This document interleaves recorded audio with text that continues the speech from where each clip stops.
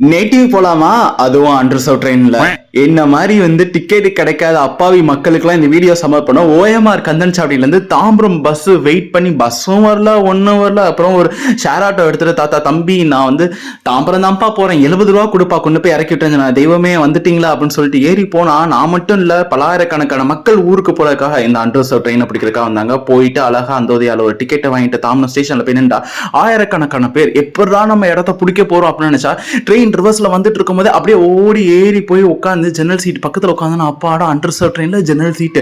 Just ஒரு இமேஜினேஷனை போட்டு பாருங்க எப்படி இருக்கும்னு. 11 மணிக்கு ஆல்மோஸ்ட் 10:45 எடுக்க ஆரம்பிச்சு அந்த ஸ்டேஷன்ல இருந்து மூவ் ஆன 11 மணிக்கு மூவ் ஆச்சா.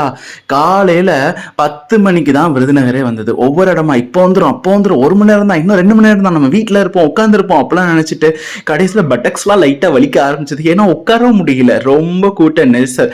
அப்புறம் விருதுநகர் இறங்கினதுக்கு அப்புறம் அங்கேருந்து பஸ் ஸ்டாண்ட் நடந்து போய் அங்கேருந்து அருப்புக்கோட்டை பஸ்ஸை பிடிச்சி அப்பா வந்துட்டோம், இன்னும் 1 மணி நேரத்தில் வீட்டில் இருப்பேன்டா அப்படின்னு ஒரு சந்தோஷத்தில் போய் நின்று அங்கே என்னோட தம்பிங்க வந்தாங்க பழைய பஸ் ஸ்டாண்ட்ல என்னை பிக்கப் பண்ண. அப்புறம் வீட்டுக்கு போய் உட்காந்து ரிலாக்ஸ்டா அப்பா அடான் ஃபேனை போட்டுட்டு தண்ணி குடிச்சிட்டு உட்காந்தோன்னே இதுதான் உண்மையான சுச்சுவேஷன். ஐயோ மாலா எரிச்ச தாங்க முடியலடி, பேன 12ஆம் நம்பர்ல வை.